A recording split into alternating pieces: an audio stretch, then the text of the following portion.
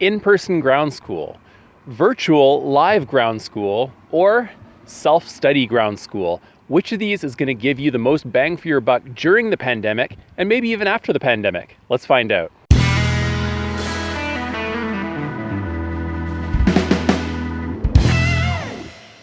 Hello, my friends. Welcome back to Late Departure. I am Adam, and as all of you know who've been following this channel for a while, you know that I'm 36, I'm getting into flying. I want to be a commercial pilot and really fly in the great blue yonder. Here's my dream.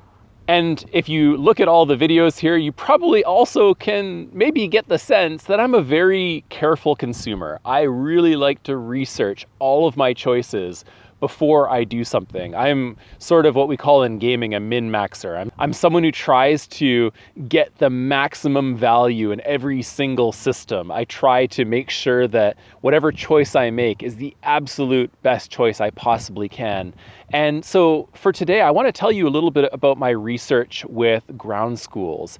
And my research with ground schools, it's not only me going out, searching on online forums, going on Facebook, going on Reddit, going on AV Canada and all of these websites to find out what the best choice for ground school is, because I want to not only just go through and learn stuff and pass the test and be a pilot, I want to really learn stuff. I want to be a good pilot. I want to be a great pilot. And for that, I need to find a system that is going to help me learn the concepts really deeply, really richly, in a very contextually relevant way that impacts me, helps me remember it, and helps me use it in my future flying practice. And in addition to checking out all of these forums and websites, I've also been asking all of the students, so right now more than 20 students that I've interviewed from various schools around Vancouver about what they did for ground school. And so let's talk about some of the options here, and then I'll tell you which option I chose. So first of all, in-person ground school. It is happening at quite a few schools, but at the same time, it's something that has really decreased in the pandemic here because, of course, we can't have so many people shoved into a classroom. We need the social distancing going on and all of that kind of stuff. Now, I'm going to roll this into virtual ground school together. But first of all, in terms of in-person, one of the biggest things that the students say is, a lot of these flight schools, the airports, they're not close to you. It's going to take commute time to go out to these airports. And for the most part, for ground school, you need 40 hours for your private pilot's license, just for that license there. And then for the other licenses, however many more hours you need for those ones as well. And consider how often you're going back and forth between these places. Maybe it's going to take you half an hour to get there, maybe an hour commute total. In my case, a lot of these airports are more than an hour away, plus rush hour traffic. I might be commuting for an hour and a half each way, 3 hours a day. That's time that I could be spending studying. That's time that I could be spending doing other stuff. So for a lot of students, this was one of the biggest complaints. And this is one of the reasons why even before the pandemic, a lot of schools started shifting towards a live virtual, maybe a Zoom-based, well, now it's Zoom-based, but back then, whatever they were using for virtual classes. So for me, that's the biggest issue. But now let me roll it in together with the virtual live online classes that are like ground school, except you don't have to commute to the school and you can instead attend it online with other people. Now, of course, the biggest benefit to these classes that I think a lot of people really enjoy is the social aspect. You get to talk with other students. You get to talk about the concepts. You get to ask teachers questions in real time, which really essentially helps you digest the contents and learn the contents properly. And I'm a teacher. This is what I do. This is my life. I teach up at UBC. And when I teach, I have to consider all of these different things that are going to help my students learn better. And of course, that social environment is so important. It not only creates an environment where, you're actively participating in this learning opportunity with other people, but the very fact that you're able to talk with other people about it helps you kind of contextualize the contents, make them relevant to your own life, which essentially helps you remember it better, helps you learn it better, and helps you later on apply it better. Now that, unfortunately, is where the advantages sort of end. Now, the issue, which pretty much every single student has told me, except for a few students from Pacific Flying Club and Pacific Rim. Oh, the Pacific schools seem to be doing very well with ground school right now. Don't know why. Maybe it's the Pacific part. In any case, so those schools, they had experienced instructors, they had really good classroom environments. Pacific Flying Club had students who had already graduated coming back to review the contents, making a really great learning community there. And Pacific Rim, of course, they have their CFI teaching the ground school classes, Masa, and apparently he's super knowledgeable, he's super great. But Masa doesn't always teach the class. Sometimes another flight instructor teaches the class. And at a lot of other schools, and this is where the big complaint was, you have these instructors who are just there for hour building, who don't really care that much about instructing because they just want to become a commercial pilot. And the biggest thing is these instructors might not really be that knowledgeable on the topics. They may have passed their exams, but one of the biggest things that I read online when people talked about ground school is they said, oh yeah, I take this thing or use this book or use this online ground school course and you can just skim through it, read the slides, do the quizzes, and then you can pass your pilot's exam with minimal scores, which I think the passing score is like 60 or 70% or something like that. And I hate that mentality, but that does seem to be a very common mentality, especially again, amongst the people who are just have that kind of tunnel vision for commercial pilot. They just want to get that career. They might think they're going to be making big bucks, but from what I've heard, that doesn't exactly seem to be the case. But I digress. That seems to be sort of what's happening. And so I had so many students saying, I had instructors who were only there for maybe a few weeks before they went on to get another job.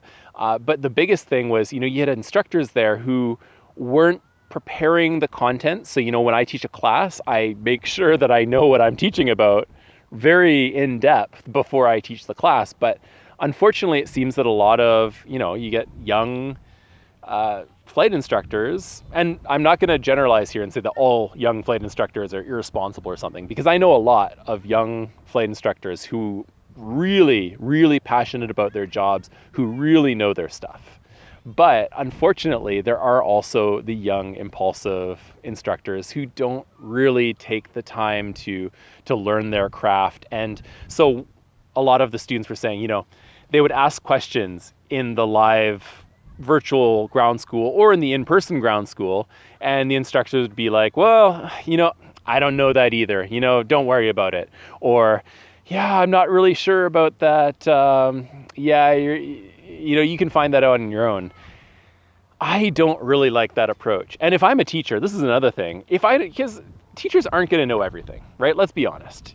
There's a lot of stuff in flying. There's a lot of details, a lot of numbers, a lot of theory, a lot of things you really have to wrap your head around and understand and learn. You can't expect them to know every single last thing. But the hallmark of a good teacher is not someone who says, oh, I don't know, you find it yourself. It's a teacher who says, you know what? I learned that, maybe I forgot about it, or that's something that I'm not familiar with. Let's explore the book. Let's find out what the answer is. Let's go to Bold Method, a really great resource website online. Let's find out if they have an answer to this. Let's research this. Let's find out. Let's explain it. And then in the future, I'll be able to teach this better. That is the hallmark of a really good teacher. Unfortunately, the flight instructors who are doing this, they do receive training for how to teach. So they learn about, for example, how to do spaced repetition to help their students learn. Oh, mandatory plane break.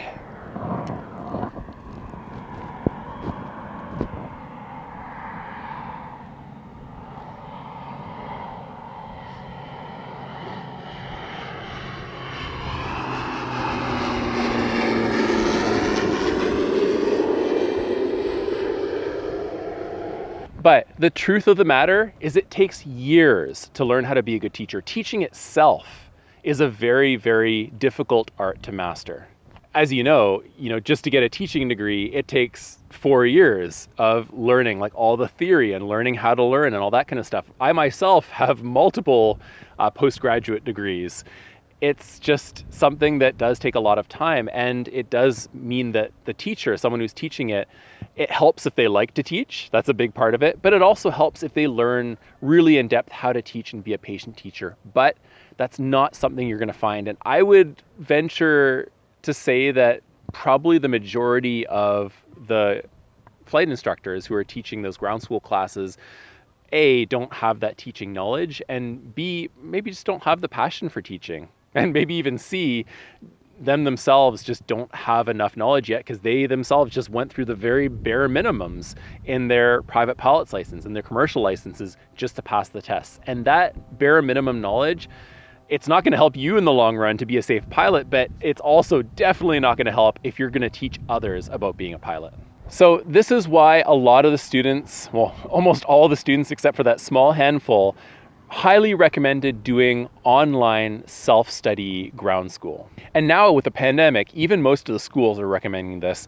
And there are two really big options now for Canadian students to do ground school online. So there's pilottraining.ca and there's also Hangar. It has a lot of A's in it. It's like HANGAAAR, something like that. And I am going to talk about this further in another video. But needless to say, in the meantime, I have to probably side with all of the students who recommend that online ground school be done in the self-study option. And keep in mind, even in the self-study option, you do get the opportunity to participate in forums and other things where you can actually go in and talk with other students, ask them questions, maybe even chat with them in real time. So online ground school self-study isn't necessarily a totally isolating experience. Needless to say, right now, especially with the online ground school, they have really extensive videos that cover a lot of different stuff, or almost everything in learning how to fly.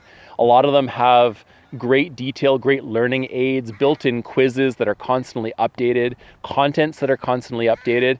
And for the most part, they can be anywhere from 20% to 30% of the cost of in-person ground school. So for example, some of the ground schools I've seen, they can be anywhere from $400 all the way up to $1,200 for one ground school course for 40 hours.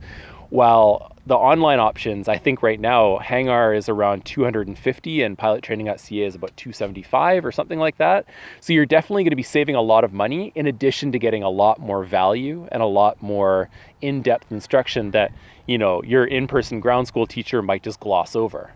And what was really sad was hearing from a lot of the students who had the teachers in the ground school who didn't know anything or were just telling them to find it themselves. And a lot of these students ended up just having to read the From the Ground Up book or find videos themselves online. Like some of them went on, there's a YouTube channel, I think it's called like Pilot Training System or something like that. It's based out of the United States.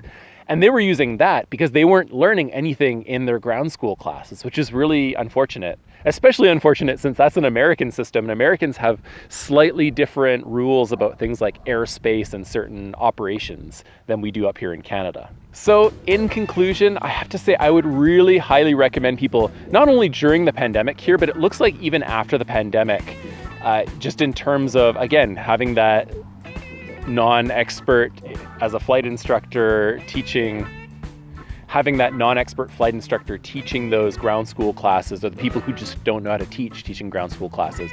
I would really highly recommend the online self-study option because all those things I talked about, saving on commute time, doing it on your own terms in your own time. You can do it as late as you want, as early as you want, anytime you want. You also have the chance to socialize with people online on the bulletin boards and things like that. But overall, it's just so much more value for your money. And as you can see, I did my research. I talked with all the students. I talked with a lot of people to find out about this. I researched all the forums. And if you want to take my advice, I would highly recommend, again, looking at pilottraining.ca or Hangar. I will talk about it in a future video with another student who did Hangar. So I personally decided to do pilottraining.ca because of the fact that it seems that it's a little bit more detailed than Hangar. It's also been around for a while longer. Hangar is a bit more modern. But again, I will do a video where I'll talk with a Hangar student and I will show you my perspective as a pilottraining.ca student. And then hopefully you'll be able to make a decision by yourself. But in the meantime, I would highly recommend you check out those online options before you consider doing either an in-person ground school or a virtual ground school that's held at one of the schools. As always, thank you for joining me on my late departure here. I hope this was helpful for you, and I look forward to continuing on this journey with all of you together. Please stay healthy, stay happy, stay safe. If you're out flying, fly your best, and I'll see you next time.